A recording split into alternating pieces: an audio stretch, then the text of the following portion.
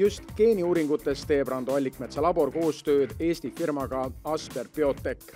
Eestis valmistatakse diagnostikaseadmeid ning skriinitakse Ameerikas saadetud vereproove.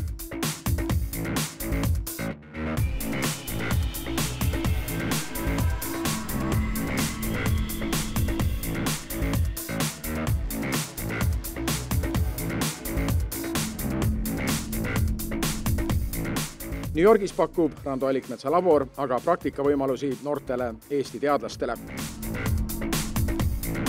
Ma tulin Tartust sellest firmast Asper, kellega meil on koostöö, eks ole, selle tehnoloogia vallas, see genotypiseerimistehnoloogia.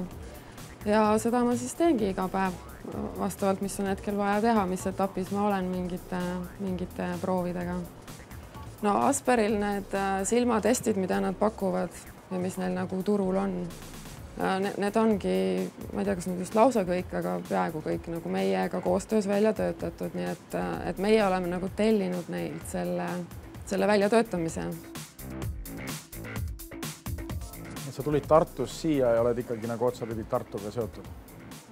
Jah, et kui on nagu mis iganes küsimused nende testidega seotud, siis mina pean nagu neid vaatama ja lahendama ja analüüsima. Kuidas teie koostöö välja näeb? Vahetame e-maile ja suhtleme, oleme kontaktis ja meie saadame, eks ole, oma proove neile, neid haigusi, mida mina siin igapäevaselt ei testi, et ma teen peaasjalikult ainult seda ühte Stargardi haigust, aga ülejäänud me saadame neile ja siis nemad saadavad meile tulemused. Et see on nagu selline rutiinsem pool, et mingi testi väljatöötamine, see on selline suurem asi, eks.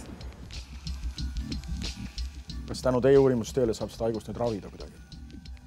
Praegu veel ei saa, aga ma arvan, et me oleme jõudnud küllalt lähedale sellele, et saaks. Ja me oleme isegi minu laboris seda proovinud teha, ütleme, eelkliinilisi uuringuid. Oleme proovinud teha 2 viisil. Geen, mis põhjustab Stargardi haigust, on ABCA4 ehk transporter, mis transpordib A-vitamiini. Kui me suudame aeglustada visuaaltsüklit, sest probleem on selles, et transport on aeglane, mis tähendab, et kui visuaaltsükkel töötab väga kiiresti, siis koguneb silma kahjulik nagu kõrvaljääk vitamiin A-st iseenesest, mis koguneb rakkudes, põhjustab rakkude surma ja seega ka nägemiskahjustuse. Väga lihtne võimalus, mis küll ei ole eriti ravi, aga mis aitab inimestel aeglustada haigust, on lihtsalt hoiduda A-vitamiini söömisest. Teine viis seda sama asja teha, et me oleme leidnud mõned ained, mida manustades visuaaltsükkel aeglust. Palju huvitavam asi, mis me teinud oleme, on geeniteraapia. Geeniteraapia on manipuleerimine geenidega. Olenevalt haigusest tähendab see kas geeni lisamist, geeni asendamist või geeni äravõtmist. Nii et me tekitasime hiirel selle haiguse. Selle mudeli peal me oleme uurinud nii neid aineid, mis aeglustavad visuaaltsüklit, kui ka geeniteraapiat. Nii et mis me oleme teinud, et sellele hiirele oleme me tagasi pannud inimese geeni. Ja see inimese geen on hakanud tööle hiire silmas ja me ei saa öelda, kas ta on peatanud haigusprotsessi ja ta on kindlasti aeglustanud haigusprotsessi.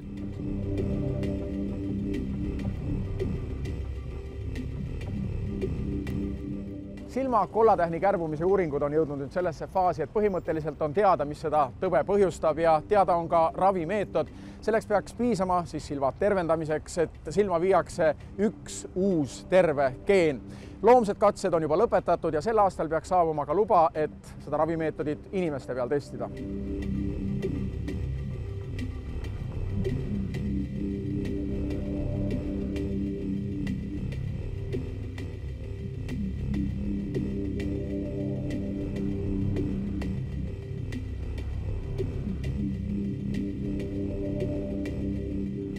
Eesti keeles ei ole selleks just väga täpselt ja head vastet.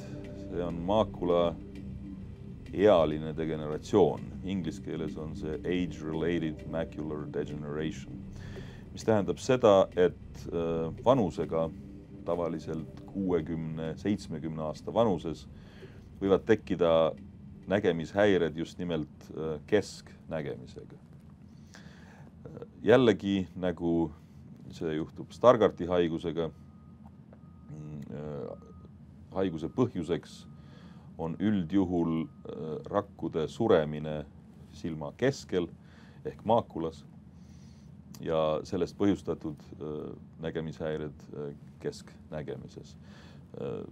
Teine võimalus, kuidas selle haiguse puhul nägemine kaob, on vereleke silma põhja alla, mis tekib sellepärast, et silma veresooned tungivad läbi teatud kudede, mida nad ei tohiks teha. Ja kui nad on läbi tunginud, siis veri lekib lihtsalt võrkkesta alla ja sellega põhjustab silma nägemise kao. See haigus on olnud minu labori peamine uurimisobjekt. See kõik algas sellest, et kui me avastasime Stargardti geeni, me avastasime ka, et selle geeni mutatsioonid on seotud teatud protsendiga maakula degeneratsiooniga. Ja alates sellest, see oli 1997, on minu labor püüdnud uurida välja geneetilisi põhjusi selle haiguse tekkeks. Teisi geneetilisi põhjusi, sest et Stargardti geen ABCR on võib-olla seotud 10% sellest haigusest, mitte rohkem. Ja põhjusteks on väga lihtsalt öeldes komplemendi süsteemi variatsioonid. Süsteem on meie kaasasündinud immuunosüsteem, mis aitab meid igasuguste võõrkehade vastu.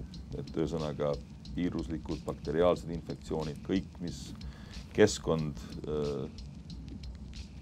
meile sisse söödab, selle vastu komplement võitleb.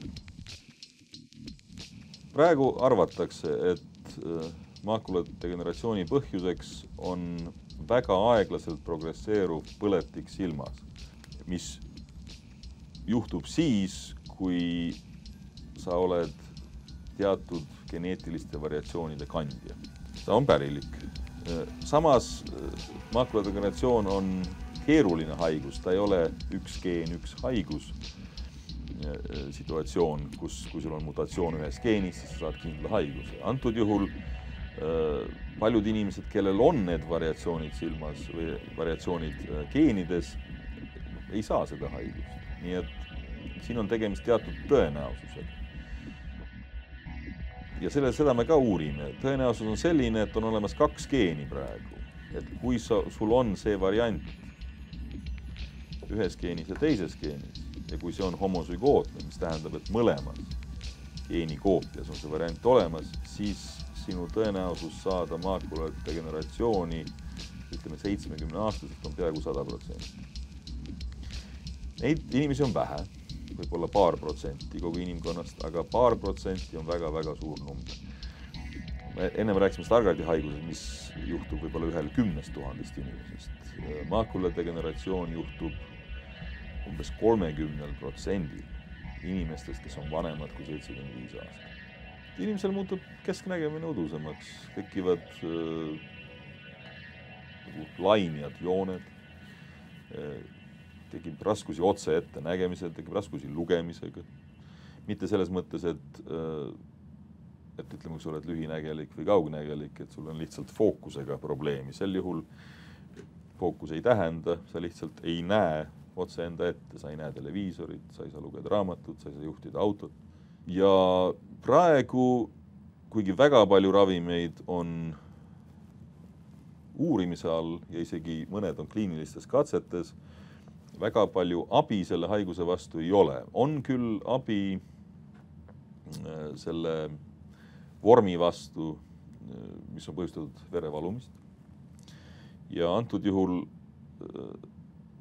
on see ravim selline, mis iseenesest ei ründa nagu haiguse põhjust, vaid ta lihtsalt pärsib veresoonte kasvu. Nii et antud juhul ravitakse mitte haiguse põhjust, vaid haiguse sümptoomi. Mida teie labor annab nüüd selle haiguse, selle maakulahaiguse raviks? Maakulahaiguste raviga me otseselt ei tegele või ravi väljaarendamisega. Millega me oleme tegelenud 12 aastat ja hakkame ja ka teeme vähemalt järgmised 5 aastat või niimoodi, on haiguste põhjuste täpne väljauurimine. Nii et see on nagu minu labori temaatika. Ja ma veel rõhutaksin geneetiliste põhjuste täpne väljauurimine. Ja kui me alustasime, ütleme nagu lihtsamatest geenidest, praegu me võime öelda, et me teame umbes 75%, mis põhjustab seda haigust. Nii et see on väga-väga hea või väga hea tulemus, et me seda teame, aga 25% on veel puudu ja meil on vaja jätkata geneetilisi uuringuid, et aru saada ühesõnaga 100% sellest haigusest ja sellega nagu anda tõuge või suunad ravimite väljatöötamiseks.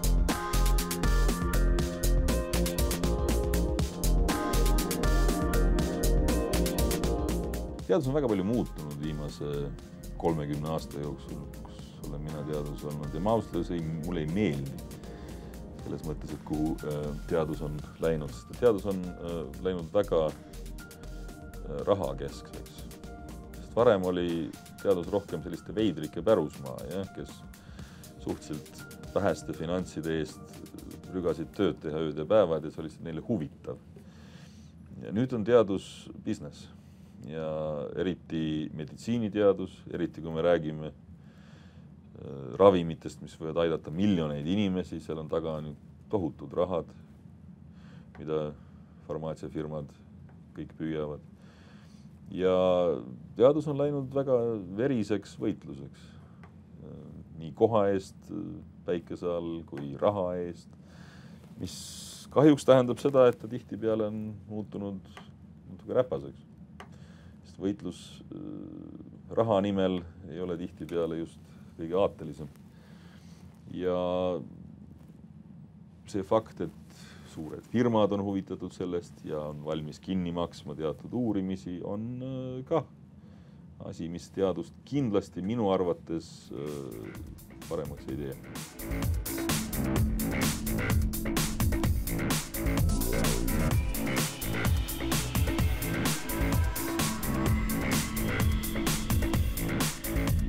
Rando Allikmetsa avastused on kahtlemata Eesti ja ka Ameerika teaduse edulugu ja tähelepanuväärne saavutus kogu maailma mastaabis, sest tänu selle Eesti mehe tööle saavad miljonid nägemispuuetega inimesed kogu maailmas loodetavasti varsti abi.